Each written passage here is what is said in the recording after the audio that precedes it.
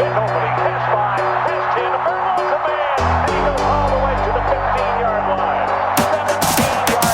17 yards of terror. Welcome back to the Believe in Badger Football podcast on the Believe Podcast Network, presented by betonline.ag. Once again, I'm Matt Perkins, joined, as always, by Badger legend, the Hebrew Hammer himself, Matt Bernstein. Bernie, how are we doing today?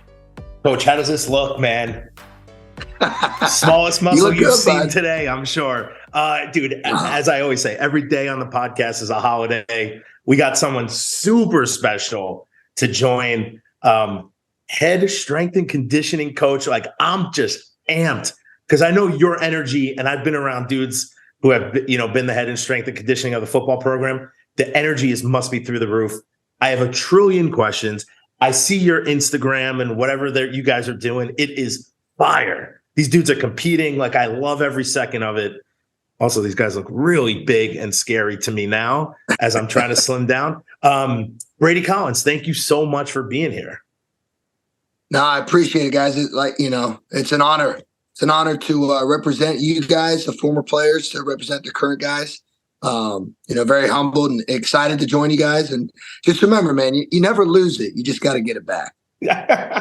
Listen, I'm not going to lie. I definitely lost a step, and I lost, I bet you understand, like, football's a mental game. When you're not the alpha anymore, like, you can't think you can take hits or deliver them, dude, it's over for you. And eventually everyone hits, I think, that place, unless you're like the most elite of the elite. But, I think football comes to an end.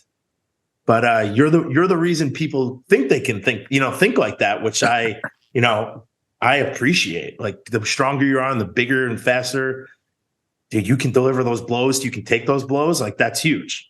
Yeah, it is. I always say, yes, it's a confidence booster, but, no doubt everything that we do in the weight room, it's to make you a better football player. Like, if I wanted to just coach, heavy benchers and squatters and all this stuff, I wouldn't be a strength coach for football. So, and in turn, what's obviously exciting is when you see those great athletes that play football really well, but what naturally happens because they work hard, well, they are great lifters, and that's why, the weight room is just like football. And it's just like life. It's going to reward those that grind. And, there's no surprises when it comes to that.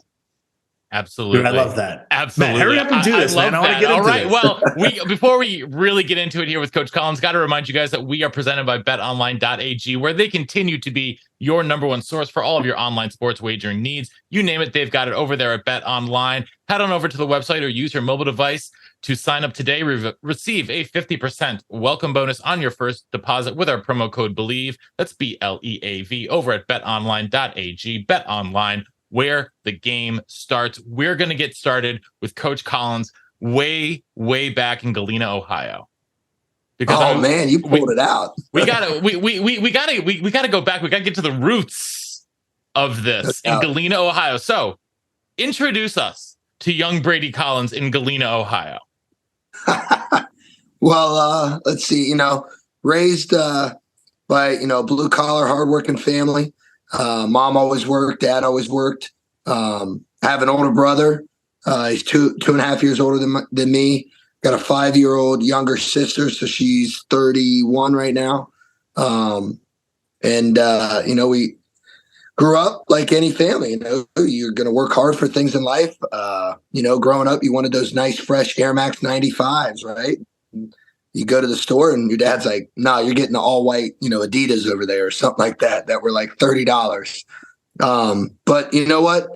My family, they were unbelievable. Instilled all the work ethic and drive in me to this day, and busted their butts to provide for 3 kids. And my sister, she was in dance. My brother played football, basketball, baseball. I played football, baseball, lacrosse my senior year. Just very fortunate, and owe a lot to them for instilling all those values in me. And I was a crazy young kid. I mean, you asked my parents. I was that troublemaker when I was younger. Had a little extra wild side to me. I used to go toe to toe with my older brother and beat the crap out of him, and then he hit puberty, and then things changed. My dad's like 5'10", he used to be all swole. Now he's older, but still kicking ass. My brother's like 6'2.5", 6'3". I'm 5'10". It is what it is. But very fortunate. And I know they can't wait to come up and watch a game. So, Coach, how do you get into like strength and conditioning? I feel like this is a very niche area, and especially on the college level, it's not easy. But walk us through like the beginning. Like, were you a kinesiology? Is that the right term? Major? Like, is this okay? Hit us off with like college, and then because I know you went to school to play. Didn't you play football? You played football in college. I know you're team captain. You guys were play D3 captains. Otterbein College. Is that how it's pronounced? That's right, baby. All right, there we go. There we go. I love it. The OC of Ohio, Otterbein College, not to be confused with Oberlin College. No. So is that how you got into strength and conditioning? Like while you were playing there, did you have this interest in high school? Like how did, like Bernie was saying, like how does that passion for S&C like come about? Yeah, I would definitely say it really kind of started in high school. I was fortunate, I was at a great high school and, but we didn't have like a full strength coach. It was like your D coordinator that would, find workouts from other colleges or something like that. But we had this one guy that kind of came in around like probably my sophomore or junior year.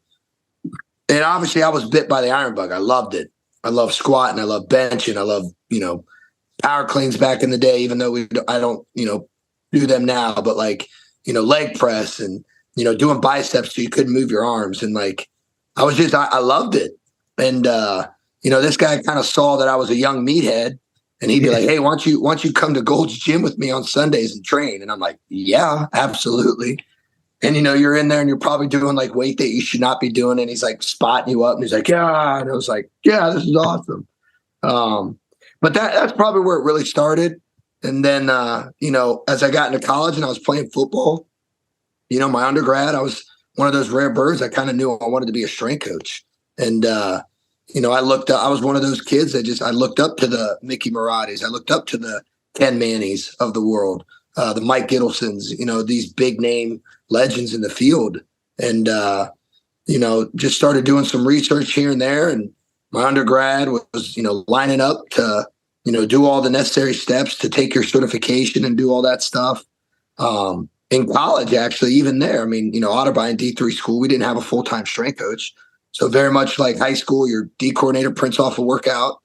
And it was like my junior year, myself and some other guys were like, dude, this is like a good workout, but I'm pretty sure we could come up with a better one. And, we would plan our workouts, our off-season workouts.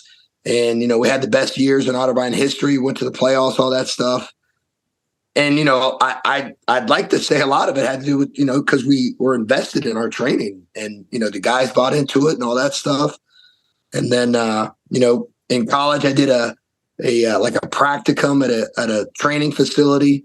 And it was great because you got to work with athletes, you got to work with regular population, heavy set, older people, young kids, just the mom that wants to work out, just the dad that wants to work out. And that's where I found my niche. I was like, yeah, athletes is what I need to do, football especially. Then I did an internship at Ohio State my senior year. And that was probably the best because it wasn't even with football, it was with the Olympic sports. And that was back when you had like 5 a.m. workouts. So I remember getting up at like 3 a.m., driving down to Columbus, which Westerville wasn't too far, but, to get ready to set up for like a swimming and diving workout at like 5. And, knowing nothing about swimming and diving, but, understanding that they're student athletes too. They just want to be coached hard and trained. And so that was great. And then, I graduate and, I'm like, all right, I'm going to go be a GA. Like, that's how easy it's going to be. Right. And so, you email all these people and try to get your foot in the door and everybody's like, hey, we don't have any GAs, but come intern. And I'm like, well, I got a bunch of student loans. I don't know if I could just pick up and go down to Florida or, all these other schools. And, my wife, who was just my girlfriend at the time, she had another year of school left at Otterbein, but her family was diehard like Kentucky basketball fans. Her whole family was from Kentucky. So I was like, looking for something that would keep that connection strong. Like, hey, she'd be more inclined to visit more as she finished her last year of school. So I applied for the master's program down there in kinesiology and sports leadership. And I got in. And I was like, all right, cool. Like, then I hit up the strength coach, see if they want intern. Of course they did. Everybody wants free help. And I did that and, was interning there, not like long hours, just kind of around my work schedule, which I was working at Finish Line at a mall to help pay the bills. Taking night classes out the ass. I mean, it was ridiculous. And then that first year I was there, that was the 09 season. Rich Brooks retires and Joker Phillips comes in and, takes out the strength staff's going to bring his own people in. And I remember I'm 22, 23, I don't know. And the AD comes down. I'm just an intern, like in the weight room, like what's going on? And he's like, hey, watch the weight room for the next 2 weeks. And I'm like, sure. Like what? Like, I don't know what's going on. And Ray Rock Oliver comes from the Cincinnati Bengals and Ted Lambrinides, who's, such a fountain of knowledge and support to everybody in the strength conditioning community in the NFL and NBA, MLB, very fortunate. Those guys, when they came in, they kind of took me under their wing and, taught me the ropes, taught me the business side, the relationship side. And then I earned a GA there. And obviously things didn't go too well at Kentucky. And the staff got fired in 2012. And it was like within 2 days, I had an opportunity to go down to Mississippi State. And Matt Bayless was the head strength coach there. And he called, Ted and said, hey, I got a position open, need a guy. Drive down, 8 hours, interview, stay for 2 days, get the job. Awesome. Rocking and rolling there. 2013 was a pretty good year. Dak Prescott started to take over that team, win a bowl game, and come back home. I'm at a B-Dubs, drinking beers, watching some games. I get a phone call. Bayless is leaving Mississippi State. He's going to UConn. Family decision. And, Mullen loves me, but, we'll figure out, whatever happens. And I'm like, oh, okay. I had just turned down like 2 other jobs before that because I was like, I want to stay at Mississippi State, see this thing out. Well, it all worked out. Rick Court came from Ohio State, and we hit it off. We did great there. 2014 was a big year. That was when Dak Prescott kind of had the Heisman campaign. We went to the Orange Bowl, and we start the 15 off season. We get all the way to May, and then I get a phone call from Mick Marotti at Ohio State. He's got an opening. I fly up. I get the job, and I'm there, and that's where I developed my relationship with Fick. And then the opportunity at Cincinnati happened. All in. I'd follow Fickell anywhere. I said, I've always said if he goes to Alaska, I'm there. That's how much I believe in him. We go to Cincinnati. We build that program, and then no brainer. This opportunity comes up, and extremely proud and honored to be here. I mean, first off, that's a fascinating story. Thank you for sharing that. Sorry if we got a little long. No, please. Yeah, I wish it went longer. I was in it to win. I was, dude. It feels like you're, like when the coaches are talking, you're like locked on, no messing around. That's what I love about your energy, man. It's like I could sit here and listen to you speak all day, and I'm sure that's the uniqueness of like what a strength and conditioning coach is.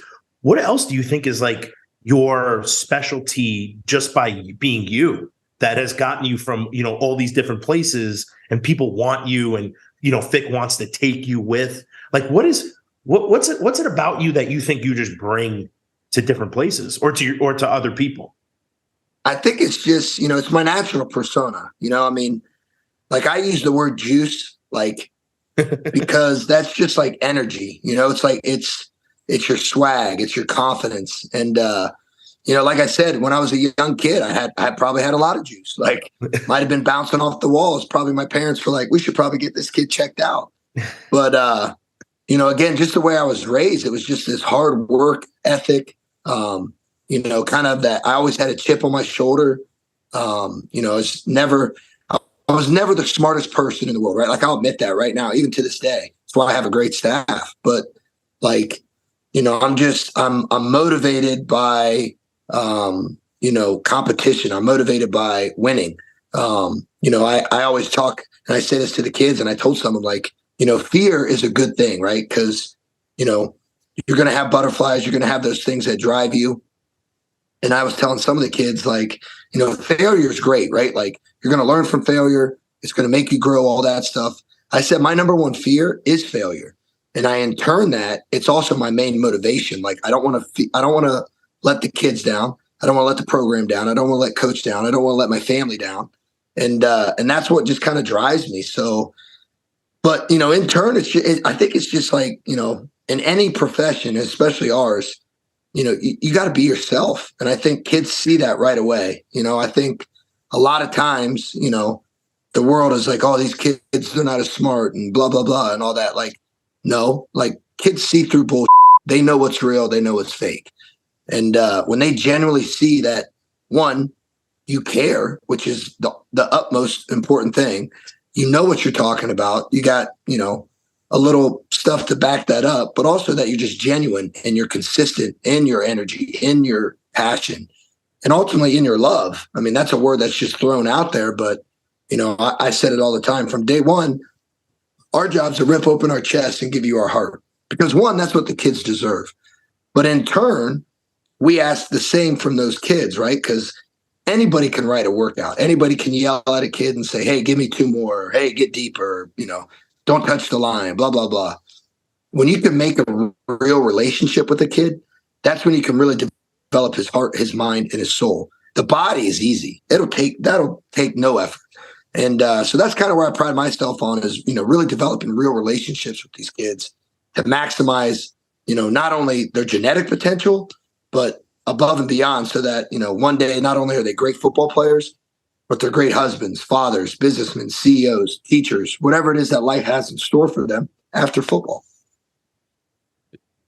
Wow, I have like 1,000 questions. I do too. Well, I could go in 1,000 directions from that. Because, one of the questions I was going to ask you is what's at the core of your strength and conditioning philosophy? And it sounds like you kind of answered that by saying it's the whole person. It's not just the physical strength. It's the whole person. Would you agree with my understanding of what you just said? And B, if there's something else that's at the core of like sort of like what you believe in an overall sort of strength and conditioning philosophy that you would want to like add onto that? Yeah, and I think, everybody that is at a program, that's done it this way or they do it this way. Look, if you believe in it, if you pride yourself in it, if you coach it the right way, if you have results, if the kids are bought in, your heart's in it, awesome, power to you. For me, I think it's just kind of the way I was brought up in this profession. I've seen a little bit of this. I've seen a little bit of that. I know what my niche is. And again, I think going back to being true to who you are is very important in all of that because, I love telling these kids, we're not just a bunch of meatheads that saw some cool stuff on YouTube. We're going to throw it at the wall and see if it sticks. Like, it's science-based research. But I told these kids the first week, they met me, I said, look, this is coming from the head strength coach. I will give zero you-know-whats, what you bench, what you squat, what you run. I care about how well you play football, how accountable you are, how well you do in academics, how well you represent this university, and ultimately your family. Because if you do all those other things right, what's naturally going to happen? You're going to be a great football player because life doesn't work out that way. Like if I'm an average coach, then I'm probably going to be an average husband. I'm probably going to be an average father. So it's hard to be elite in all those areas. But when you're just consistent in what you do and you do things right, you're disciplined. And, a lot of people hear the word discipline, they think negative. Discipline is just doing everything right all the time. And trust me, that's hard. Like I said earlier, I make failures every single day, but I learn from them and I grow from them and it only makes me better. But that's what I think. To be repetitive in your failures. That's bad. Yeah, it is. It is, and again, the benches and the squats and all that stuff. Of course, we all love it. I mean, who doesn't? You want to see some great stuff, but like, it doesn't make them a better football player. Like, what am I doing? So that's kind of what we pride ourselves on, philosophy-wise, it's a progressive overload system, which means you're going to do more weight than you did the last week, as long as you're progressing. It's ground-based movements. It's training in all phases of motion, training on one leg, training on two. I love saying this, we're everything that we do is competitive. We're in your face. We're hands-on. It's relentless, which in turn equals love. And I say all these things because guess what? That's what the kids deserve. Like, And I say it from my own experiences. I say it from what I know is out there. Anything less, I feel like the kids are being cheated, because our job is to maximize these young men. And the weight room should be their sanctuary, right? They got school, they got family, they got social, they got all these issues, right? And it can weigh heavy on their shoulders, and they can, kind of be dragged down by their time constraints in school and all that stuff. When you're in the weight room, all that stuff should be gone. And I know it's easier said than done, but that's the only true time you have to truly maximize yourself mentally, physically, spiritually, emotionally, all those things. So I try to make it an environment that, one, you look forward to every single day by the energy, the music, the tempo, the style, but also understanding that I'm not dumb. I know not everybody loves to lift. Not everybody's me, right? They didn't grow up bit by the iron bug. Like, you're going to get kids from all walks of life, raised differently. And you know what? They're going to be like, man, this shit sucks or whatever. Like, so if you're not a great coach, and if you can't get them to buy into what you're preaching and, developing, you're not going to have success. Well, before we started talking about, one of the things that you mentioned was that you met with every single guy. You're meeting with every single guy on the team one-on-one. What do you, and you talk about those relationships and building those relationships. What are you trying to get out of these meetings? Like, when you're first meeting the players on the team, are you goal setting with each other? Like, what's the sort of form that those kinds of meetings take? Yeah. And one, it's, we're new, we've been here for a little bit, but you're training guys, you're seeing how they work, you're appreciating it, and you hear some things from some guys and all that stuff. It's really just a chance for them and myself, to one, hey, hey, where are you from? Even if I know, right? How many brothers and sisters do you have? What's your parents do? How did you get here? Where else were you looking at out of college or out of high school? What are you studying? What's your go-to when you're not in the football building? Like, what's your, what calms you down? What's your, your stress reliever? What makes you tick? What's your motivation? What's your why? And then you can get, you can kind of get a little deeper into, things that have happened here in the past, or what they think about this or that. But, you're not looking for anything to, what I want to hear or anything like that. It's just you're observing. You're naturally letting these kids be themselves. And like I said, some could be short, some could be longer. And it's not like I'm following a strict criteria of what I'm asking. I'm just being natural. Like, they come in, if I'm training them already, like, we're going to just start dapping it up and talking about something. And then we get into that. If it's someone that, I really want to know more about, we'll open that up. But it's really been awesome, again, because I think the kids are really, really loving what we're doing. And that's not a testament to me and my staff. It's to that locker room. I think just the more I talk and the more, I've heard and observed, to go through everything they did last year and all these new changes and all that stuff, those kids are like this. And, they just come in every single day excited and, just with like this look on their face. It's like, coach me. And it's like, yep, that's what I'm going to do. Wait, Coach, we got to go back for 1 second. What is it like to get the phone call from Coach Fickell or someone saying like, hey, man, I'm going to Madison and I want you to come with me? Like, because it seems like you bounce around a little bit, but how, first off, one, you're going to like the Big Ten. You're going to Wisconsin. That's a brand. You said it was your goal to be coaching at, one of these elite areas. Not saying Cincy isn't, but, to me, Wisconsin is that. How cool, how weird, how bizarre, like, what's that transition like from the second you got that phone call to now? Yeah, again, I'm fortunate that I have such a great relationship with Coach Fick that, we're daily communication. What the best thing about him is his beliefs, his values, what he's saying, it's right here with me. And you have to have that from the top down. And I'm very fortunate that we were able to build that relationship at Ohio State. And, that's why he, entrusted me with going to Cincinnati and taking that over. And then obviously here, and it wasn't like it was a phone call. I kind of knew what was going on. But also, I just think it says a lot about this university, this program, this locker room, the administration, the fan base, the city, right? Coach Fick has turned down a lot of jobs. And I wouldn't lie to you. Even as, a strength coach, you're like, oh, you sure about that one? Like maybe that one you could maybe see about it, maybe like a little bit more. Yeah. But, it really made me feel good because, he's a man that's setting his values, his beliefs. He does things the right way on and off the field.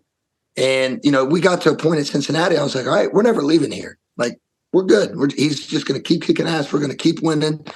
But it took a special place, like I said, with special people and administration and fan base and city and community. And now that I've been here and everything that he's told me when, before I got here, it makes the most sense why this was the one, And ultimately, our biggest goal, no doubt, we want to win championships. And that's going to come. It is. But it's to develop these young men to be the best version of themselves. And like I said, I know I'll probably say it 1,000 times. The amount of honor, just the pride that I have to represent these young men in this program, I mean, it's through the roof. I take a cold plunge every morning at the facility, right? And it's kind of like one of my things. I'm just trying to like try something new. But it also, it's kind of like a Joe Thomas reference. And he reached out to me. I was able to talk to him a little bit ago, and it was like, one of those surreal moments where you're like, dude, you're at a place where Joe Thomas, the elite of all elite tackles, played and like is still around. And, I'll go way back. In high school, I used to do the Ron Dane celebration, so like, I grew up in the Big Ten, era, right? Mm-hmm. I mean, yeah, being from Columbus, Ohio, you naturally root for the Buckeyes, but I knew of all the great programs around here. And, Wisconsin was one of those places that I was like, man, that would be cool one day. I mean, they got some big boys and, now that I'm here again, it's unbelievable. I want to drill down on something you said just a little bit earlier, which you would follow if Coach Fickell went to Alaska, you would follow him. What is it about Coach Fickell? Because you're not the first person I've heard say this. What is it about Coach Fickell that has about in your relationship with him specifically that makes you say that and makes you say that like with complete confidence in your voice? Yeah, I mean, I don't know if my wife would love Alaska as much, but that's hearsay. I think it's just he does things the right way. He's the same every single day, and he's himself. He when people ask me about him that don't really quite know or know exactly what I do and all that stuff, obviously he's a great coach. He wouldn't be here if he wasn't. But before that, I see a great husband. I see a great father. I see a leader of men. And, all that does is make me better. He makes me a better husband. He makes me a better father. He makes me better at my job because guess what? He drives me and he, pushes me to do things differently and better and all that stuff. And, he's a dude's man. He's a man's man. Like he's hardworking. He's blue collar to the T. Like I don't care how much money he's making. One, he doesn't know.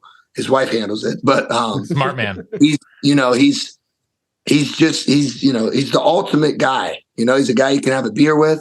He's a guy you can go work out with.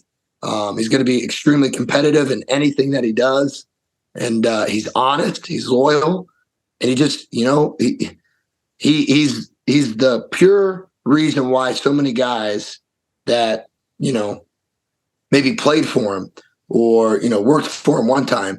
And it's not because he got this big job and everybody's like, I want to come back and be with you. No, but we dealt with the same thing in Cincinnati. Everybody wanted to come there. Everybody wanted to work for him, former players, all that stuff, because they want to be around him. They want to be around someone that has energy and creates, this aura of strive to be the best. And in turn, the best thing about that, it's not to be the best so you can make money and do all this stuff. It's to maximize these young men. And that's ultimately what I'm all about. Yeah, one, I love it. Like it seems like, listen, you got to have the right culture, the right mentality to come into a team, with all the drama that happened throughout the year, to come in and literally keep guys. Like even like Jimmy Leonard before is like, I'm consistently recruiting my own guys. And then Coach Fick comes in, really either guys went to the NFL or they stayed. I mean, and that to me says a lot. What was it like you can tell me or you don't have to. What was it like that first week for him and for you to be like, man, we're coming into this place, but all this happened. And it's not normal. Like, we've been around the gridiron for a long time. I've never seen something like this before in my time. Like 3 coaches in 1 year is wild.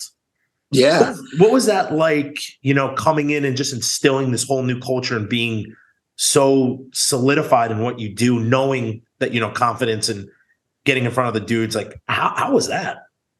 Yeah. And I think it's kind of twofold kind of deal. When it all went down, Fick was up here right away. And, as much as I wanted to come up right away and start to do things, probably wouldn't have been right, because those kids they still had to finish the year. They had a bowl game. There was a staff here. And, in turn, just going back to the way Fick is, the man he is, he respected that. He knew that. He wanted that staff to finish. He wanted that team to finish. And, that gave him a great opportunity to observe, up close and from afar. And, all that did was just get the wheels turning. And, he got to see, what was missing and what he needed to do here and who needed to be in this position and that position, not even just on the field and in the off field, the support staff, all that. And so, I'm not gonna lie, it was hard for me because, your great friend and your boss and your mentor and, the guy you look up to, he heads up here and, I'm holding down the fort at Cincy and, those guys are still playing in a bowl game and they're hurting, but, you're there for the seniors. You want to ride it out with them. The report's already out there. You're leaving to go up there and the kids are like, damn, coach, I'm going to miss you. And you're just like, yeah, I know. I love you. And then you're like, but I'm not leaving yet. So it was weird and unique. But I think ultimately in the long run, it turned out to be the best because, again, what did he get to do? Build relationships with these young men. And that in turn allowed for a lot of those guys that might have been, thinking of this way or that way to really get to sit and meet with coach and understand who he is and his vision for the program. And then, allowed me to finish out something for the seniors there at Cincy and those guys that we brought in and developed. And also at the same time, get my wheels turning and get, from what he's giving me on input and all that stuff. And then, when we finally got up here, it was, hey, the easiest part will be the workouts and all this kind of stuff. We got to get these kids, we got to, enhance it. We got to enhance the culture. We got to develop them. And, but it was kind of one of those things that turned out to be a blessing. So Coach, you show up, you go into the weight room. That place is no joke.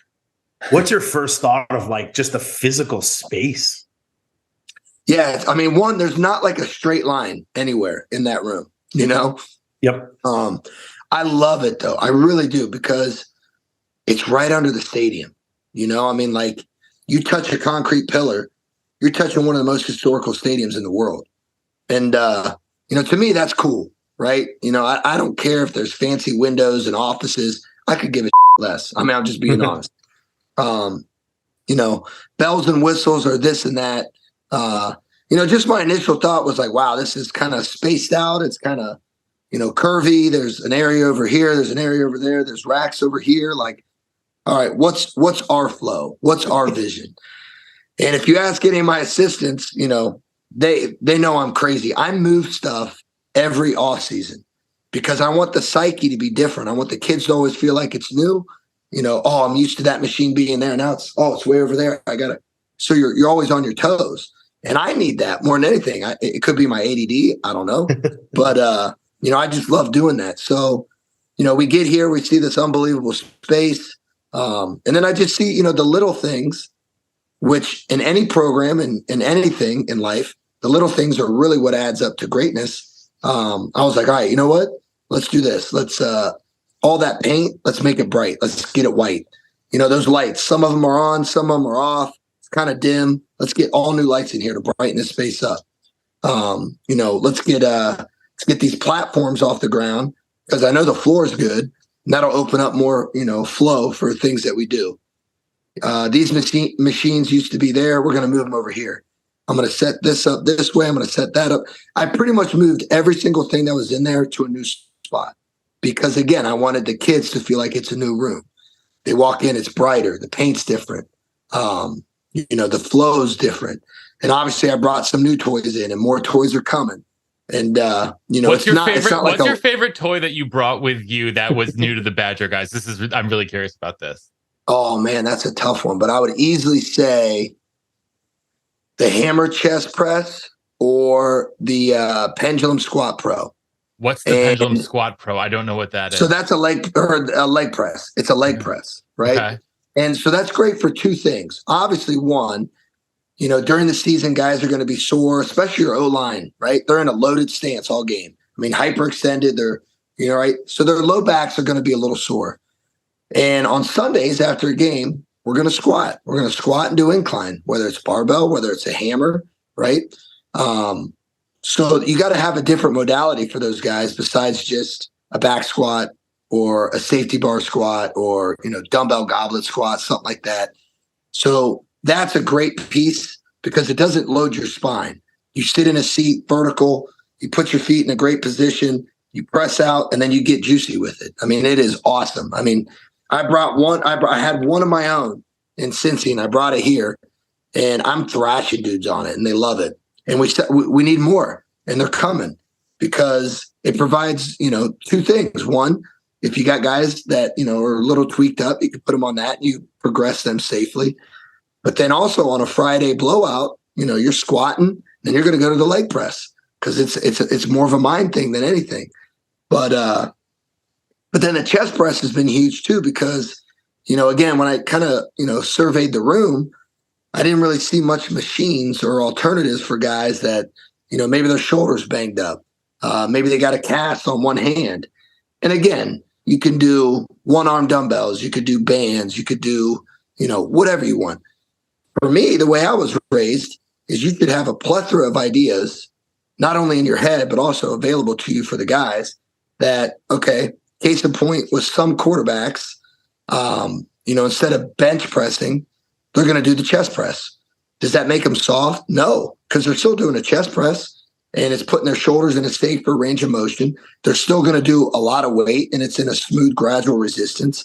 And it's hard. It's still hard. So it's great to have that because, you got guys like Ches Malushi, who's had prior shoulder injuries. And then in turn, he's working out and I got Braylon and Braylon's like, you know what? My shoulder bothers me every now and then. I'm like, cool, dude, screw the bench. Let's go over here. And then all of a sudden he's doing 350 pounds on a chest press, maxing out reps as opposed to doing a barbell. Who cares? He's training hard. Muma was in a cast when I got here. I'm like, hey, Moon, can you grip this handle on this chest press? He's like, yeah. I'm like, awesome. There he goes. Jordan Turner was, he had his wrist all taped up from the bowl game. And I was like, how's that barbell feel? He's like, not so good. I'm like, cool, come over here. So it's kind of having those things for those guys that, you can have different modalities for because that's kind of what I pride myself and my staff on. If you look around the room, myself and all of our assistants, we're the head strength coach of our area. So we got our group. We're training our guys. If you look around and maybe that guy's front squatting, well, that guy's doing like a specialty bar that kind of sits, it's padded, but it's, natural. Well, why? Because he's got wrist issues. He might have had shoulder issues, a year ago. It's all to benefit the athlete. Again, my job's not to get them to be the best weightlifters in the world. It's get them to be the best football players in the world. Coach, walk us through like a week off season right now. Like what's first off, you're bringing back a lot of either good memories or scary memories with what you're saying on Friday, loaded up those legs in the off season. What's, please feel free to share whatever you want, but like, what's a Monday, Tuesday, Wednesday, Thursday, Friday look like in your neck of the woods? You're doing? Yeah. Well, I think, again, something that I pride myself on as well, too, is, I'm kind of old school to where, a lot of people, when they get into the winter, they start running right away. Right. And it's like, I get that, to each their own. But kids just came off a long season, right? Little extra stress with all the other stuff. So for me, just the way I know we do things and the way we train and how it correlates. I mean, the tempo at which we train, all of what we do is going to translate to the field. So I don't like to run for the first 2 weeks. I don't. I like to train hard. I like to get dirty. you know, your deadlift and your squat and your bench and your incline pressing, your rowing, your pull-ups, your pull-down, all those things.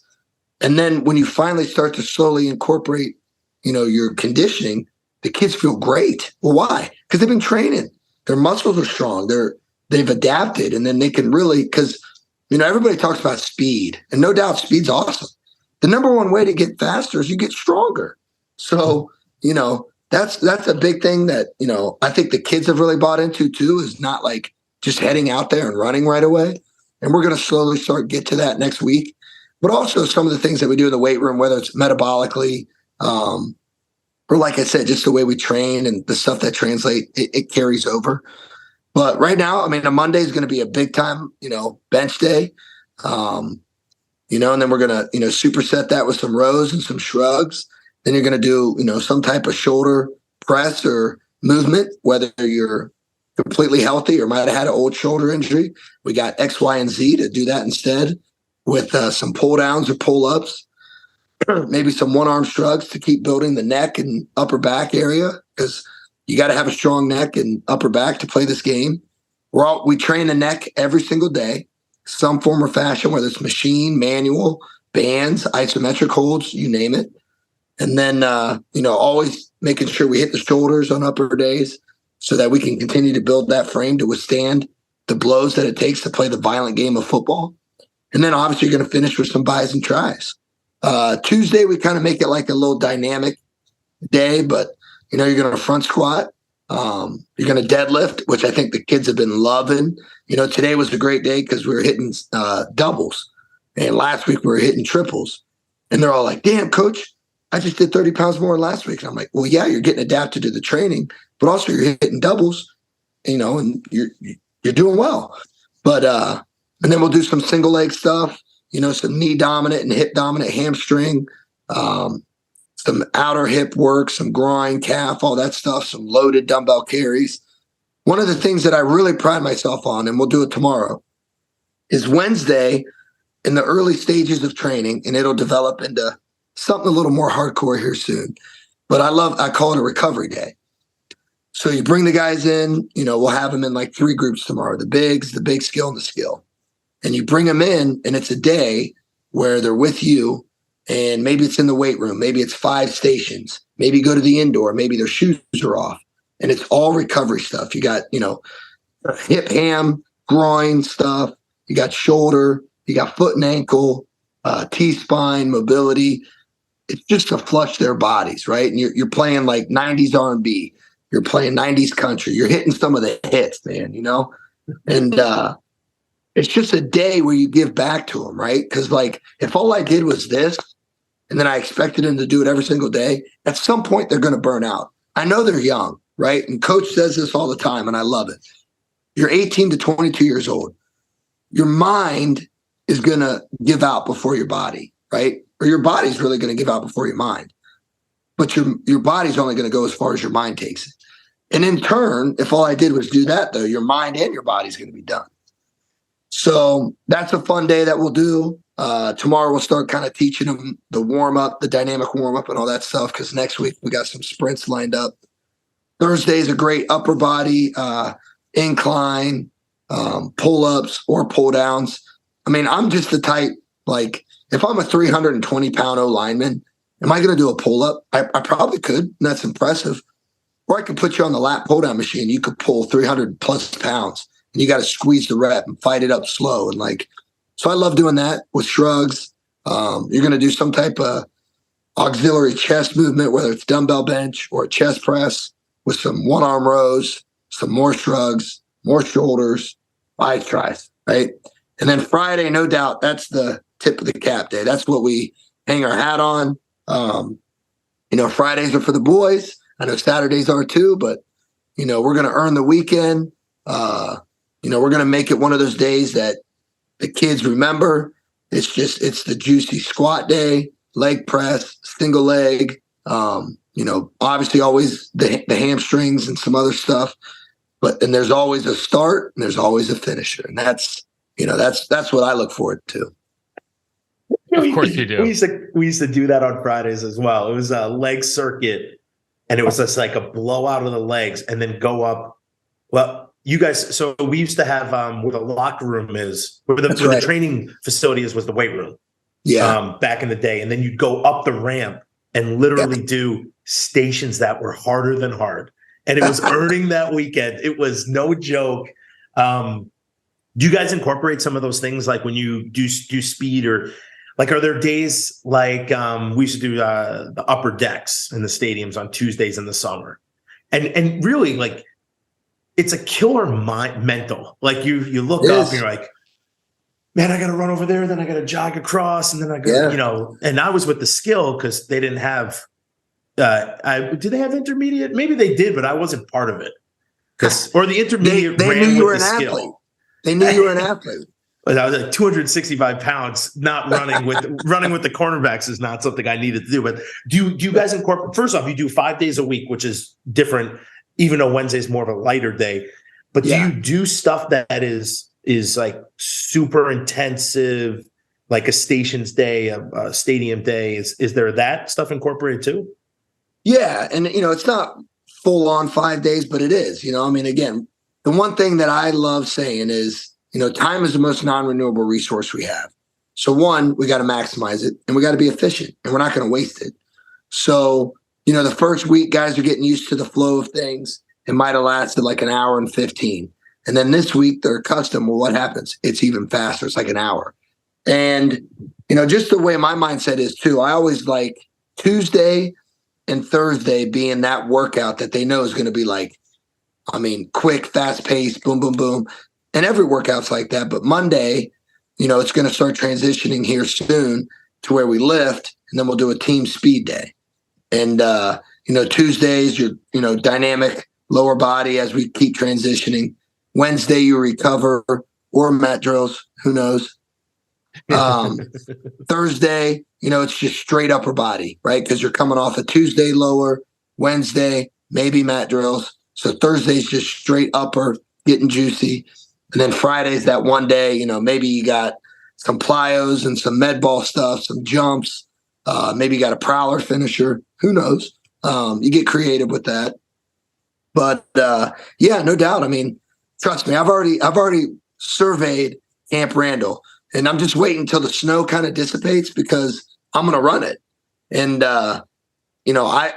I kind of, I'm one of those guys too. I'm never going to put these kids through something that we've never done. And, but one, I need to do it for my own sake. That'll kind of feel like my, welcome to Madison moment in a way. But there will be unique things that we do that always has a deeper meaning. Like that, I think that's, for me, one of those things that, with my relationships and my creativity and all that stuff, is not just doing something to do it, but finding a unique way to create a connection with it. So if we do run the stadium, there's going to be an intent why, right? Obviously, you want to protect your house. You got 7 home games guaranteed, right? So maybe that number 7 comes in line somehow, some way.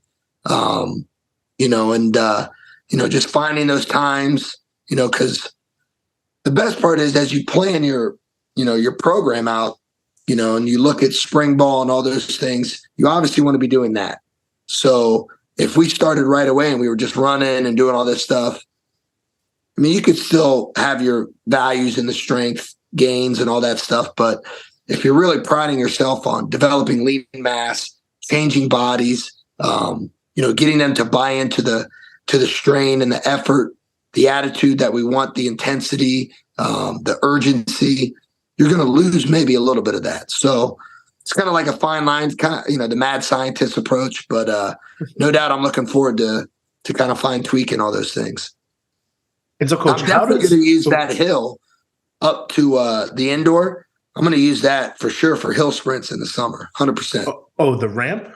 Oh, yeah. Oh, yeah. We used to do that all the time. Yeah. Unless I can find something on campus that's better. Bascom Hill. They used to Bascom Hill. Bascom Hill. There we go. Everyone's gonna be mad at us for suggesting that. Coach, we used to sprint up the ramp, and JD, the head guy, 20 years ago, would open the doors. This is January. So you'd run outside. You know how like at the top, there's like and so you run outside to run back in. And it was, talk about a cold bath like you do in the morning. That was the worst. You're like, I just don't want to run outside. but you can't stop. Like you have to sprint through the whole thing. So, wait, so Coach, you're giving him ideas, Bernie. Listen, I got a bunch, Coach. If you ever need any torture, hey, if there's one thing I've heard unbelievable stories of JD. So, and again, he was a special dude. JD is the person on this podcast. I think JD is mentioned more than any coach in the history of this podcast. I think JD has had, because that's I think and that's the other thing I wanted to ask you about being a strength coach. The relationships. Okay, so I'm the outsider here, right? I'm not the former Badger football player. I just played rugby. But the relationships between players and strength coaches are special. Like they're special, no doubt. What makes those relationships special to you, and why do you sort of treasure them? I'll say this, and I even tell this to recruits, hey, it's great that, the whiteout coach is, talking to you all the time, and, the head coach is giving you some love and all that stuff. Guess what they do? They go on the road recruiting. They take vacations. Guess what I don't do? Neither of those. None of that. And, Coach Fickell and I actually, one year, we wrote down and we tracked every single day that my eyes were on the kids. And out of 365 days, it was 287. So nobody's going to develop these guys and really not just develop, but know more about them than us, right? We're going to see them when they're happy. We're going to see them when they're sad.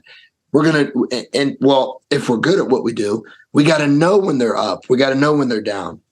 We got to know when, they got girlfriend issues, when they got family issues, just all those types of things. Because, if we just tried to coach everybody the same way, we'd be cheating them. Not everybody ticks the same way. And that's, I'm so blessed to have a great staff of guys that are just from different backgrounds and all that stuff. But, I always call ourselves the Avengers, right? Like we're a group of men or women, you never know. But, we have these superpowers, right? And our superpowers all work together to protect the world, but really to lift up and build young men.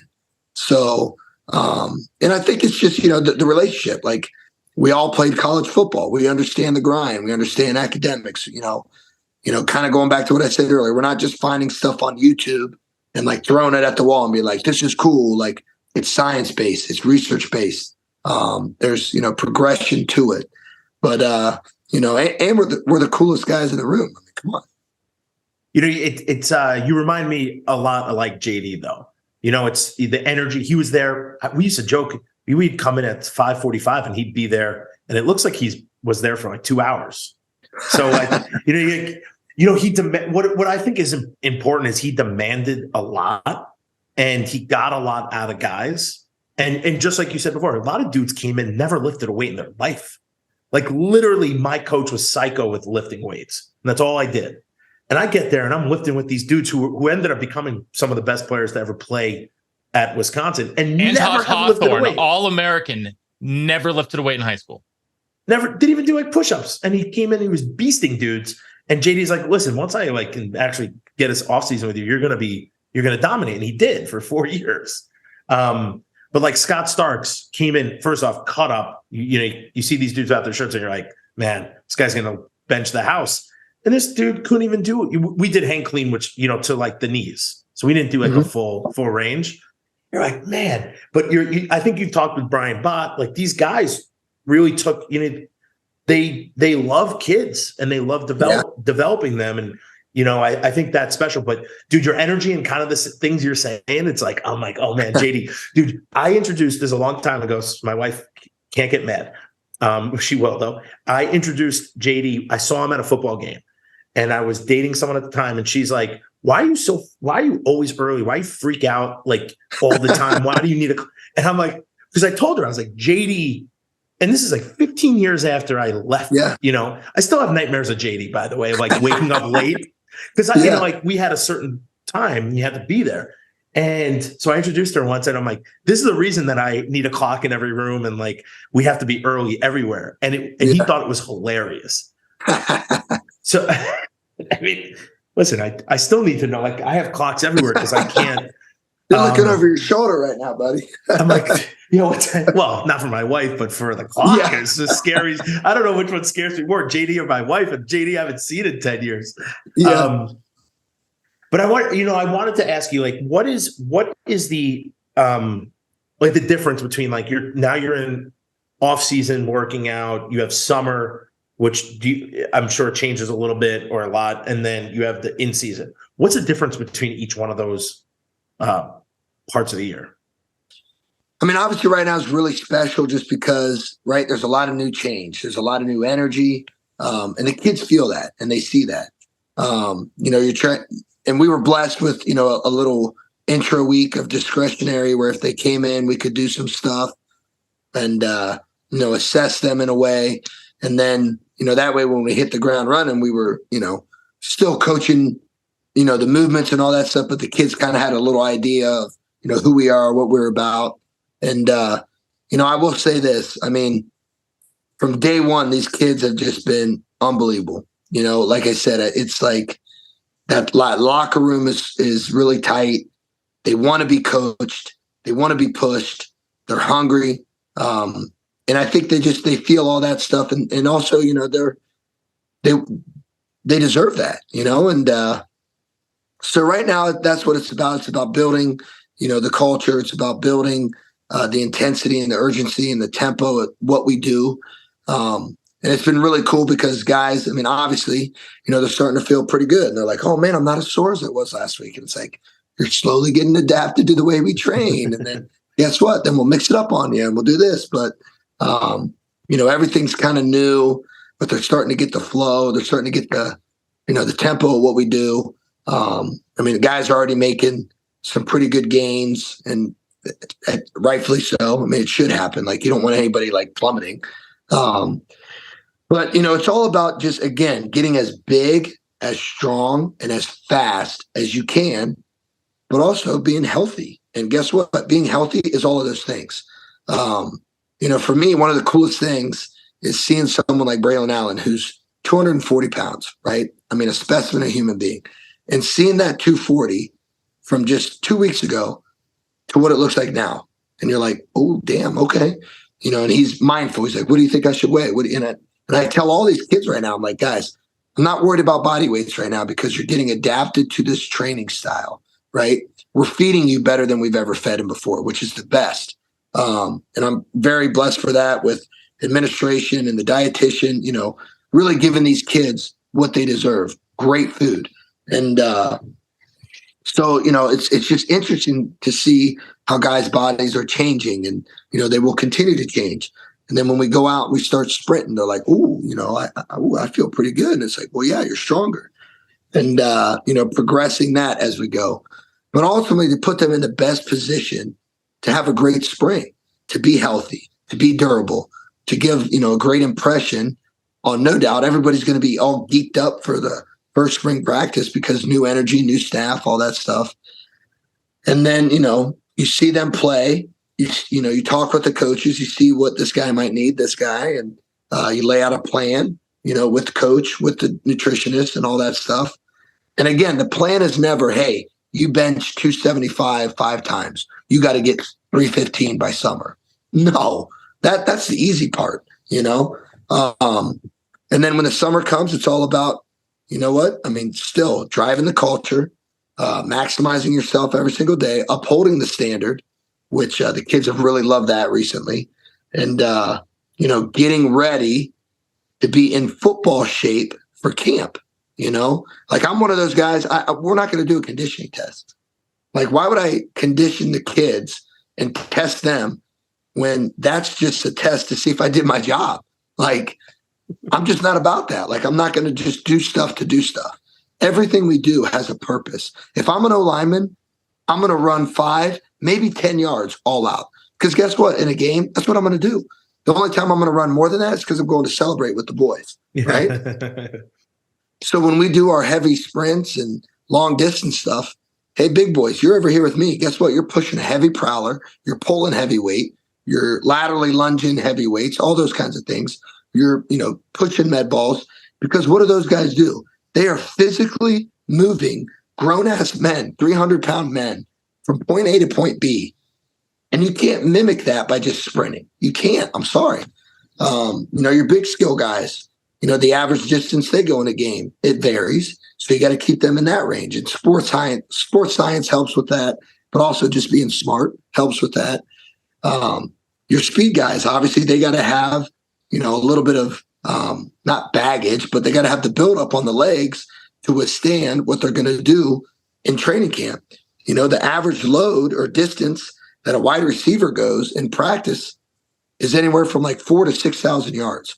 And to the common man, they're like, holy, well, that's warm up. That's pre-practice. That's, when they walk from point A to point B. But, you take all that into account. So if you're not using that data to kind of progress what you're doing, you're really just rolling the dice. And like I always say, I'm never going to do that. Never going to do that with any person's health, their well-being. I mean, because they deserve the absolute best, and that's what they're going to get. But, it's just fun, the transitions of the season, kind of how some things change and are more heightened, but the values stay the same. We're still going to train you hard. You're going to get the most out of yourself every single day. And what's really cool that I can't wait for these kids to see in season is there's no maintaining. Like, oh, man, your range is right about here. We're going to stay here and, just hitting that 65 to 75%, of your submax. If you're not training to get stronger in season, you're not going to be playing your best ball at the end of the year. And like I said, in turn, you got to have some different things to help take care of those kids and train them in different ways. And that's kind of what I pride ourselves on. So I can't wait for those things. But yeah, it's definitely fun, the changing of the seasons and all that stuff. But the intent stays the same to maximize these young men. Coach, I know we're running out of time and we appreciate you spending more with us, but back in the day, you mentioned like eating and all this stuff. Back in the day, we used to do a gel creatine, and then we take some powder creatine. Is that something that you incorporate? Is there rehydration stuff? Like, I don't know what's available anymore. This is 20 years ago. Is there pre-workout? Is that something that is like something part of your plan, or is that, you kind of don't like that stuff? No, I mean, again, everybody's going to take differently, right? And, creatine, our body naturally produces it. Some guys can value from it if taken the right way, if approved by the NCAA, obviously. So, you go through those things, get it approved by dietitian and sports med, and, sit and make sure they're educated on the proper techniques to do it.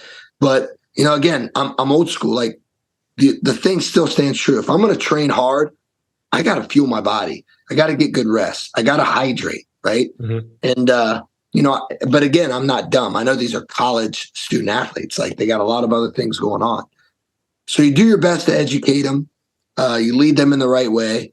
Sometimes, and I mean, it's me maybe, but a lot of it's mental, right? Sometimes I'll have my guys take a shot of water, a shot of Gatorade, like before the lift.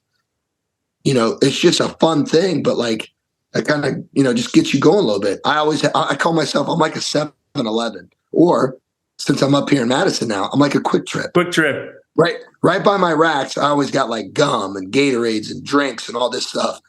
And like, I'll bring it up. And like, before we start, I'm like, hey, anybody need anything? They're like, oh, hell yeah. Because I need gum. I need a shot. I need something. Yeah. And, no, you're always looking to get the kids the best for what they need, what's going to help them, what's going to improve. And, sometimes that's a try on air thing. And sometimes it's, hey, you need this, you need that. But, nutrition's hand in hand with everything that we do. All right, so Coach, I know we're running out of time. So you said you do not do the hang clean anymore. What's the reasoning behind that thought? Yeah. And I mean, maybe that breaks your heart, and I'm sorry that it does. But, I mean, it doesn't. It doesn't. Yeah. It's all right. So here's my question to you. Okay. The 3 most common injuries in football are what? Knees. Are you being specific? Like ACL or like? Let's just say, and on any given day, right? Like, an ACL prevention has a lot to do with, how you train, the modalities of what you do, your plyometrics, all that stuff. But just the three most common, take out the big ones. No doubt concussions are up there. If you don't train your neck, guess what? And you're hydrated, you're going to be 75% less of having a concussion. I would say shoulders, knees, and ankles. I would say hamstrings. You could say that if you're not trained the right way. Okay. I'm gonna knock on wood. We haven't had in my time much hamstring stuff, but there we go. I just knocked. It is right here. Wrists? Your hands. Or hands? Hands. Your wrists, your elbows, right? Name me one position on the field, and kickers do not count, to where you're not using those three things in the game of football. There isn't one. There isn't one, right? And just me, the way I was raised, right? I've done hang cleans. I've done power cleans. I've done all of that. And I've been at programs that did all that. For me, right, one, Olympic lifting takes a lot of time. And I have a lot of respect for the people that do it, and they do it really, really, really well. But like I said, time is the most non-renewable resource. You never get it back. You got to maximize it. You got to be efficient. So for me, the best bang out of the buck that I know works and is really going to develop these football players, instead of doing a hang clean where guys come in, you got to start with a stick, then you start with a bar, then you slowly add a little weight, right? How many times have we seen guys that get fully here? They might be here, right? Their wrist mobility is bad. Their feet go out. Their feet go back. Their feet are perfect. So again, to each their own. For me, it's what is a hang clean? It's triple extension, right? You could do a triple extension exercise from A to Z so many different ways. So for me, we do those in different ways. And yet, where's our power? Where's our strength? Where's our explosiveness? It's done in this. It's done in that. It's done in that way. So that's kind of my philosophy on that. I'm not like one of those guys that's like, oh, it's awful. We're not doing that. Get that out of here. It's just, I know the way that we do things, it works. It's safer. And I want to keep guys healthy, man. I mean, you said it. Name me a position besides the kicker. It's right there. 0. Okay, well, I usually get guys out of here on rapid fire questions. We don't have enough time for rapid fire questions. I'm going to ask you one thing, though. One thing to finish off. It's Friday. We are juicing out in the weight room. Bernie's up there and he's getting yelled at. What are you putting on the boom box to really get it going? Oh man, that's a tough one because I always play to the crowd. You always got to play to the crowd. So if the O-line's in there, recently they loved some Big Booty remix, which I love that too. I love that. Today for the O-line, it was a heavy Pantera day, which was awesome. And then as the day progresses, the style kind of changes, right? Might get a little Baby, might get a little Roddy Ricch. You get the NBA young boy, you get all that kind of stuff. But if it's a Friday, you're going to have some crazy heavy metal. I mean, you are. You're going to mix in some rap here and there, but it's got to be some screams. It's got to be some wailing on the guitar. Just because it sets the tone. But I am weird. Like even in some of our warm-ups that we do on certain days, it's like crazy intense techno to where it's like just upbeat and it's crazy and like you're just vibing with it. Like I said, on the recovery days, you kind of slow it down. A little 90s R&B. Everybody loves Boyz II Men, some Usher. If it's a Friday and it's on, it's Pantera, it's Metallica, it's AC/DC, Judas Priest. I mean, the hits. The good stuff. Yes. Man, dude, I can't wait to come watch a quick lift back in Madison next time I'm there, Coach. Always welcome, dude. This has been awesome. I really Incredible. can't wait. I can't wait to see the product, on the field. I know from just off the Instagram stuff, people are competing. You're doing those the Dudes bikes of the week. The Dudes of the week. Oh, the Dudes of the week. Is that something you did at Cincinnati? The Dudes of the week? It was, again, I'm one of those guys. I'm not a self-promoter. I'm never going to be like, oh, look at me. Look at what we're doing. I'm not filming guys. I'm not talking about myself. I always want to pump this program and I want to pump these kids up because that's what they deserve. They work so hard. I selfishly want people to see how much, how hard they're working and how well they're doing. So the Dudes of the Week started a couple years back. And, what's a dude? A dude's just somebody that does everything right. He trains hard, makes his body weight. He's accountable. He's doing great in academics. And in turn, it's not like he's hitting crazy numbers in the weight room. He's selfishly making others around him better by his leadership, his work ethic, his demeanor, his passion. So, that's my baby, and I'm glad to bring it here. And the kids are already loving it. They're like, damn, Coach, what do I got to do to be a Dude of the Week? I'm like, hey, we'll find out. Every facet of the game, yeah. We'll find out, yeah. I love I love the competing. That's something that either Barry came up with or JD came up with, and we did it. It was intense. Like, you saved energy to compete at the end because you would have to run if you lost to your opponent, and then have to run more if your team lost. Which was awesome, but also kind of sucked at the same time. Yeah. I held the front court over 5 minutes once, and John Stockwell beat me. And I was like, Coach, you got to be kidding. This dude's not even 200 pounds. Like, this isn't fair for 1 second. That one would get a little long. A 5-minute competition, you might start to lose a little juice. Well, when the linemen are down after like a minute or a minute and a half, you're like, guys, this is, people are shaking and going like convulsing. Yeah. But I love what I see. I'm so excited that, you're the head guy, and I just, wishing you the best and wishing the guys the best. No, I appreciate that, man. And again, as a former player, like I said, all I want to do, make these kids proud, give them the best, and make all you former Badgers proud, because I know how much this program means to you. I know I've only been here a short amount of time, but it means everything to me.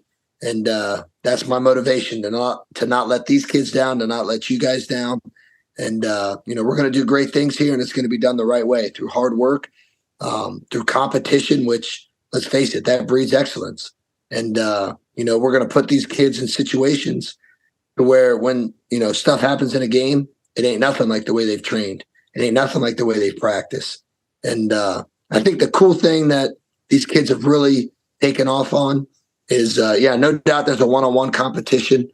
But again, just like in the game of football and just like life, you can't do this alone. And that's what's really cool, is that the only way you're going to be the best version of yourself and to be the absolute best at whatever position you are and whatnot is if you got guys around you pushing you to be that, upholding you to the standard, holding you accountable. Because, you and me, we're fullbacks. I was a fullback back in the day. I see you, dog. Not anymore in Wisconsin, man. So I'd say you never know. You never know. Could be a goal. Could be a goal line package. Right? Hey, listen. Listen. If we win games, I don't care if they ever bring a fullback back. I just want to win football games, and I want the dudes to be successful. That's what I'm hoping for. But I will miss it.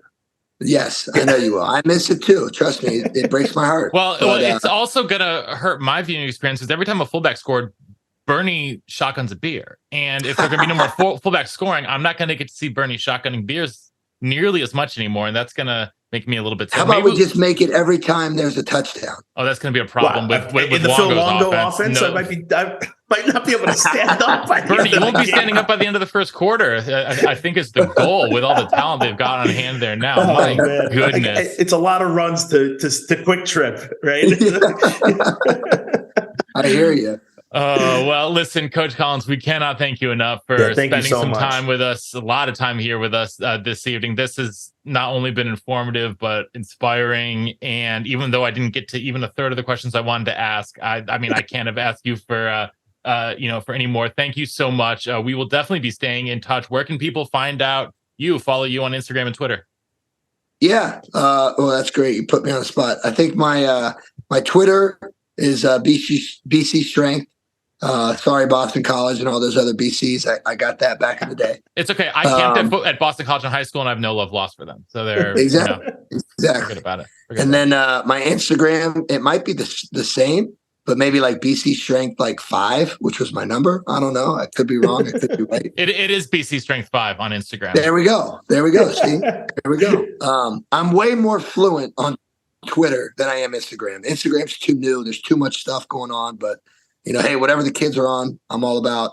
But yeah, no, it's been an honor, man. And, hopefully we can do this again sometime. I'm always down to talk about the boys and, give some insight. We definitely will have you back. I would love to have a little old and new together, bring you and Bot on together, talk some old school, new school stuff.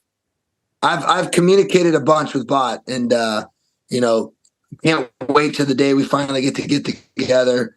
I was very fortunate to get with Brad Arnett, Owen Arnett's dad. Shout out right here. You know what I mean? Next level, yeah. And just hearing, great things. Him and I talked for like 3 hours on Saturday, and it was awesome. And wow. that's where I brought up JD to him, and he was even like, "Oh, he holds a special place in my heart." And I told him, "Well, that's my goal, is to hold a new special place in your heart, because that's what I want to do. I want to leave an impact here, and a legacy that these kids in this program will remember." Well, I think that is the perfect place to end it for tonight. So on that note, thank you for tuning into the Believe in Badger Football podcast on the Believe Podcast Network, presented by betonline.ag. Until next time, on Wisconsin. On Wisconsin.